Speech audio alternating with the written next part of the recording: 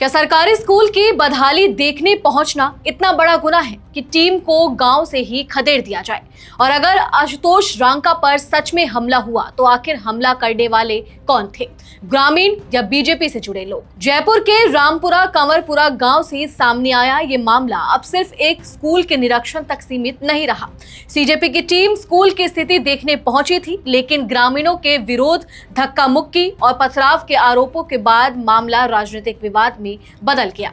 आखिर क्या है ये पूरा मामला और सीजेपी के मेंबर्स पर हमला करने वाले कौन थे, ग्रामीण या बीजेपी से जुड़े लोग? आज के इस वीडियो में हम इन्हीं तमाम सवालों पर बात करेंगे। नमस्कार, मेरा नाम है नंदिनी सोनी और आप देख रहे हैं द हिंदी टॉक। दरअसल 21 अगस्त की सुबह सीजेपी यानी कॉकरोच जनता पार्टी की टीम जयपुर के बगरू इलाके के रामपुरा कंवरपुरा गांव में सरकारी स्कूल का निरीक्षण करने पहुंची थी। सीजेपी स्कूल ठीक करो अभियान के तहत सरकारी स्कूलों की जमीनी स्थिति देखने का दावा कर रही है, लेकिन टीम गांव में पहुंचती उससे पहले ही ग्रामीणों ने विरोध शुरू कर दिया।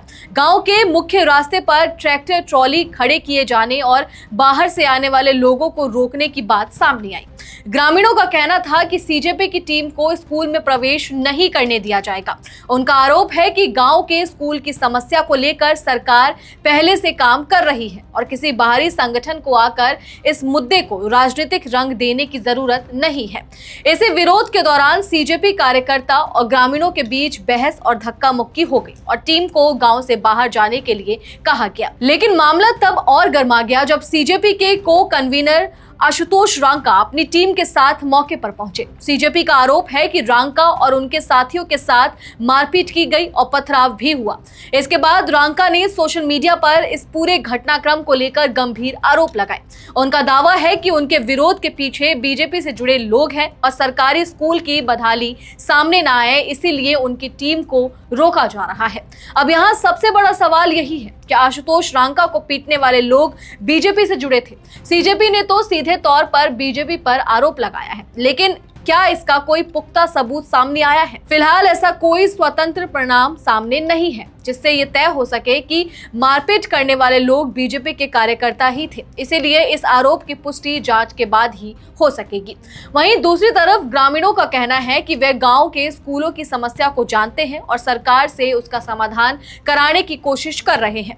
ग्रामीणों के मुताबिक स्कूल की मरम्मत या निर्माण के लिए करीब 12.50 लाख रुपए की राशि मंजूर की जा चुकी है। ऐसे में उनका सवाल है कि जब सरकार की ओर से काम कराने की प्रक्रिया चल रही है तो सीजेपी की टीम को आकर स्कूल के मुद्दे पर राजनीति करने की जरूरत क्यों पड़ रही है?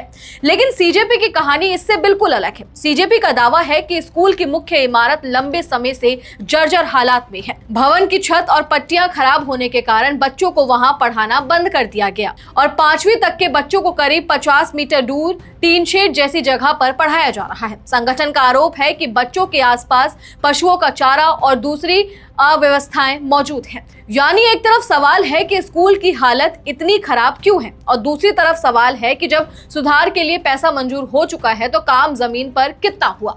यही वह बिंदु है जहां पूरा विवाद सिर्फ सीजेपी और ग्रामीणों की लड़ाई नहीं रह जाता, बल्कि बच्चों की शिक्षा और सरकारी व्यवस्था की जवाबदेही का मुद्दा भी बन जाता है। इस विवाद की एक और वजह राजस्थान सरकार का हालिया आदेश भी है। सरकारी स्कूलों में बाहरी लोगों के प्रवेश और बिना अनुमति फोटो वीडियोग्राफी को लेकर नियम सख्त किए गए हैं। सरकार का कहना है कि इसका उद्देश्य बच्चों की सुरक्षा, निजता और स्कूल का माहौल बनाए रखना है। लेकिन सीजेपी का आरोप है कि ऐसे नियमों का इस्तेमाल सरकारी स्कूलों की वास्तविक स्थिति को सामने आने से रोकने के लिए किया जा सकता है। अब सवाल ये भी है कि अगर सरकार को भरोसा है कि स्कूलों में सुधार हो रहा है तो स्वतंत्र रूप से स्कूलों की स्थिति देखने में समस्या क्या है? और अगर स्कूल की हालत वास्तव में खराब है तो किसी संगठन के आने से ज्यादा जरूरी तो ये होना चाहिए कि बच्चों की समस्या जल्द से जल्द दूर हो। दूसरी तरफ ये भी समझना जरूरी है कि किसी भी संगठन को स्कूल परिसर में प्रवेश करने और बच्चों की फोटो या वीडियो बनाने का अधिकार नियमों के दायरे में ही होना चाहिए। बच्चों की सुरक्षा और निजता भी महत्वपूर्ण है, इसीलिए स्कूल का निरीक्षण हो या किसी तरह की वीडियोग्राफी, उसके लिए निर्धारित नियमों का पालन होना जरूर है। लेकिन इस पूरे मामले में सबसे गंभीर बात, अगर मारपीट और पथराव के आरोप सही पाए जाते हैं तो ये आपको बता दें कि किसी भी राजनीतिक या सामाजिक मतभेद का जवाब हिंसा नहीं हो सकता। अगर सीजेपी कार्यकर्ताओं के साथ वास्तव में मारपीट हुई है तो जिम्मेदार लोगों की पहचान कर कार्रवाई होनी चाहिए, और अगर बीजेपी पर लगाए गए आरोप गलत है तो जांच के जरिए ये भी स्पष्ट होना चाहिए कि आखिर विरोध और कथित हमले के पीछे कौन से लोग थे, क्योंकि अभी इस मामले में दोनों तरफ से अलग अलग कहानी सामने आ रही है। सीजेपी कह रही है स्कूल की बदहाली दिखाने पहुंचे तो हमें रोका और पीटा गया। ग्रामीण कह रहे हैं बाहरी लोग स्कूल के मुद्दे पर राजनीति करने आए थे। सीजेपी आरोप लगा रही है कि इसके पीछे बीजेपी से जुड़े लोग हैं, लेकिन इसकी स्वतंत्र पुष्टि अभी बाकी है। फिलहाल इतना जरूर है कि एक सरकारी स्कूल के निरीक्षण को लेकर शुरू हुआ विवाद अब राजस्थान की शिक्षा व्यवस्था और राजनीतिक हस्तक्षेप की बहस बन चुका है। अब देखना होगा कि पुलिस और प्रशासन इस मामले में क्या कार्रवाई करते हैं और क्या यह साफ हो पाता है कि आशुतोष रांका और सीजेपी की टीम के साथ वास्तव में क्या हुआ था। और आखिर में सबसे बड़ा सवाल यही है कि राजनीति चाहे बीजेपी करे या सीजेपी, लड़ाई चाहे किसी की भी हो, नुकसान बच्चों की पढ़ाई का नहीं होना चाहिए। अगर स्कूल में बच्चे सुरक्षित और बेहतर माहौल में पढ़ रहे हैं तो यही इस पूरे विवाद का सबसे जरूरी जवाब होगा। चलिए फिलहाल इस वीडियो में इतना ही। आप इस पूरी खबर और जानकारी को लेकर क्या कुछ सोचते हैं, कमेंट सेक्शन में हमें अपनी राय जरूर दें। और अगर अभी तक आपने हमारे चैनल को सब्सक्राइब नहीं किया है तो तुरंत करें। इसके साथ ही हमें सोशल मीडिया प्लेटफॉर्म यानी कि फेसबुक, इंस्टाग्राम और एक्स पर फॉलो जरूर करें।